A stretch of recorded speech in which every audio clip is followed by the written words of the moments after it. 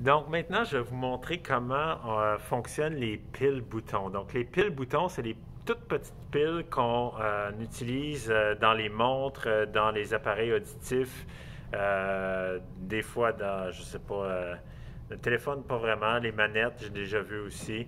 Donc quand on a besoin d'une petite pile, c'est une pile qui réussit quand même à avoir 1,5 volts de tension, mais qui est beaucoup plus petite.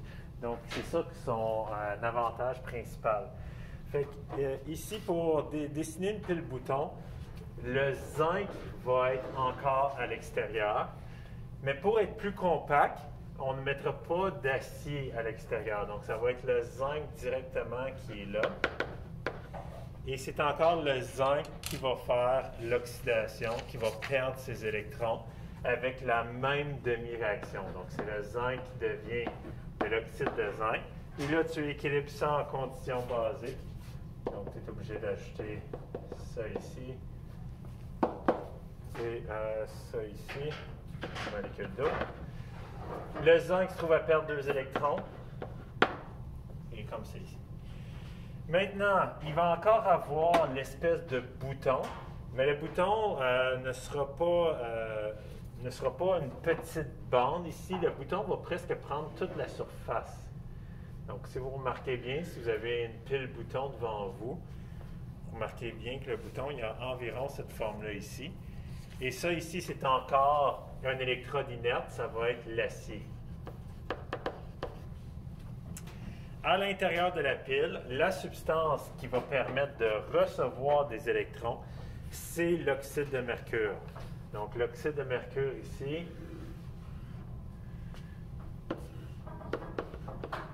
Et c'est d'ailleurs pour ça que les piles en général sont très toxiques. Tout simplement parce qu'ils contiennent des métaux lourds toxiques et c'est pour ça qu'il faut bien les disposer lorsqu'on a terminé. Donc, ce qui nous reste à ajouter pour que la pile fonctionne, disons, c'est la fameuse barrière poreuse. Si je ne mets pas disons, de barrière physique entre l'oxyde de mercure et le zinc, le transfert d'électrons va se faire directement au contact des deux substances. Donc, je suis obligé de mettre une barrière poreuse qui va laisser, par exemple, les hydroxydes passer, mais qui ne laissera pas le zinc ou l'oxyde de mercure passer à ce moment-là. Je vais rajouter, c'est quoi la réaction de réduction pour le zinc. Donc, pour plutôt le mercure. L'oxyde de mercure devient du mercure pur. Et c'est là que c'est toxique. Le mercure pur est très cancérigène. Il peut s'évaporer aussi. Donc, il ne faut pas mettre ça dans la nature. Je vais l'équilibrer en conditions basiques. Et il doit recevoir 2 électrons. Encore une fois, pour écrire l'équation ionique nette, ça va être facile. Ou pour écrire la réaction redox. J'ai tout simplement besoin d'éliminer les 2 électrons qui étaient déjà équilibrés, éliminer les 2 molécules d'eau, éliminer les 2 ions hydroxyde. Donc, tu vois que tout est recyclé dans la pile bouton. C'est ça qui fait qu'elle peut être aussi miniature. Et tout ce qui me reste à ce moment-là, c'est le zinc qui réagit avec l'oxyde de mercure pour donner de l'oxyde de zinc plus du mercure. Vous allez remarquer aussi que sur la pile bouton, puisque l'oxyde de mercure fait la réduction, reçoit les électrons, c'est le bouton qui est la borne positive. Et le zinc, donc l'extérieur, c'est ça qui est à borne négative. Donc généralement, le circuit, ça part du zinc, ça amène les électrons à ton moteur électrique, qui ensuite ramène ça à ta cathode, où se produit la réduction.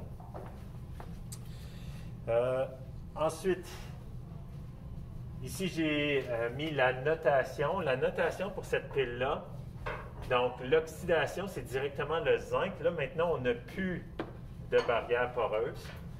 Le zinc se transforme en oxyde de zinc.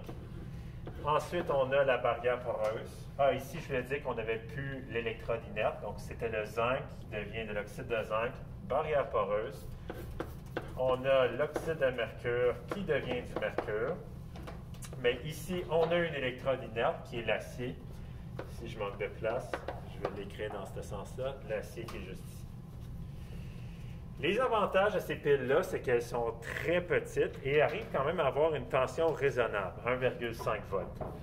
Aussi, il n'y a aucun liquide, donc comparativement à la pile Daniel, c'est un net avantage.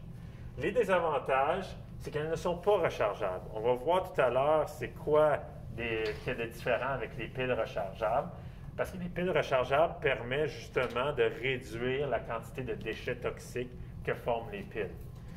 Aussi, 1,5 volts, ça peut être considéré une tension qui n'est pas très haute, qui est limitée. Quand on veut une grosse tension, par exemple, comme pour une voiture, pour démarrer un moteur ou quoi que ce soit, bien, ces petites piles-là, naturellement, ne sont pas assez fortes pour faire ça. Justement, en parlant d'auto, je vais vous donner un exemple de pile qu'on utilise dans les voitures à hydrogène. Vous avez peut-être entendu parler que pour l'environnement, il y a deux types de voitures qui se développent. Il y a les voitures rechargeables qui ont une batterie au lithium et il y a les voitures à hydrogène que tu fais le plein d'hydrogène gazeux. Il y en a très peu ici dans l'Est du Canada. Les projets pilotes qui ont plus été en Colombie-Britannique. Mais ça existe et c'est ça qu'ils utilisent dans les fusées spatiales aussi. Dans une fusée spatiale, pour faire de l'électricité, tout ce que tu as besoin, c'est de l'hydrogène et de l'oxygène. Comment fonctionne ce procédé-là ici? C'est que tu vas avoir de l'hydrogène qui rentre. Le modèle que je vais vous mettre, c'est le modèle qu'on appelle MEP.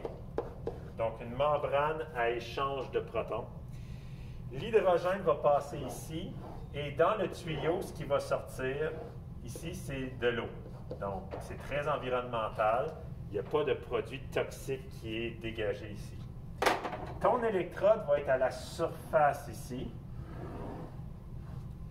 L'électrode, bien, généralement, on utilise des électrodes inertes, comme platine par exemple, qui va apporter les électrons à un moteur ou à un voltmètre, qui ensuite va les déposer ici, dans une autre électrode.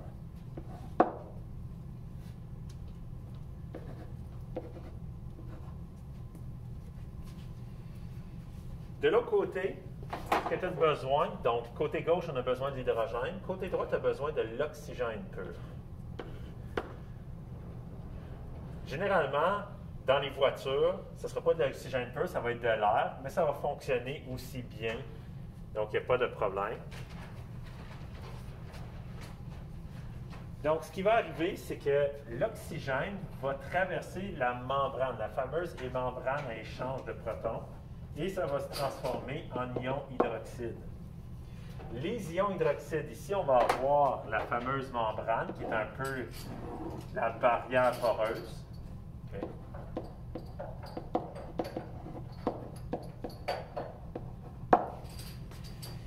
Et l'ion hydroxyde, ici, peut aussi transférer ici, et c'est comme ça qu'il va devenir de l'eau.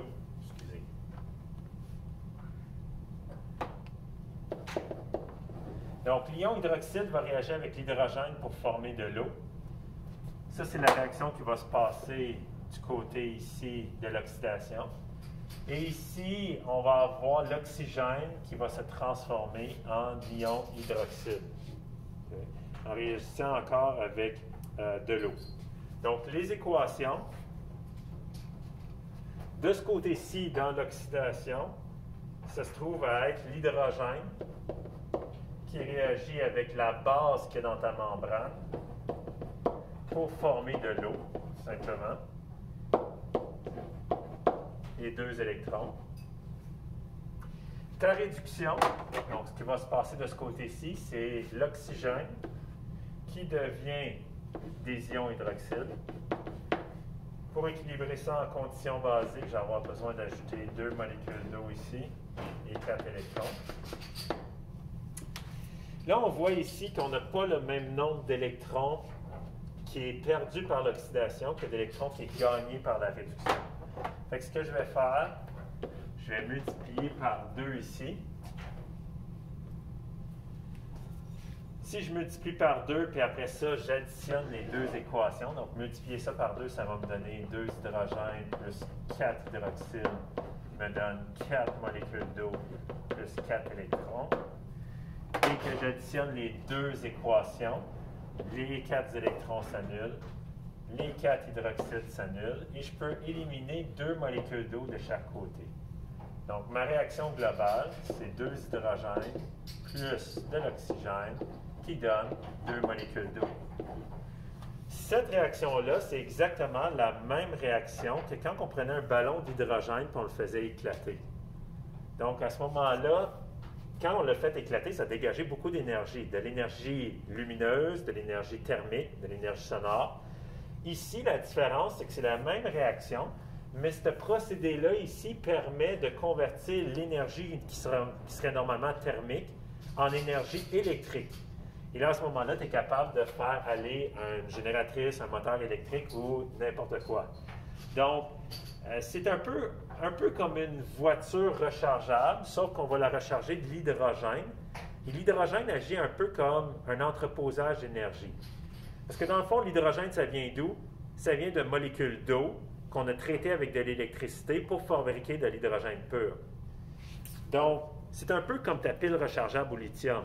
Tu prends de l'électricité, tu la mets dans des molécules d'hydrogène pur, et ensuite, tu utilises les molécules d'hydrogène pur pour ravoir de l'électricité.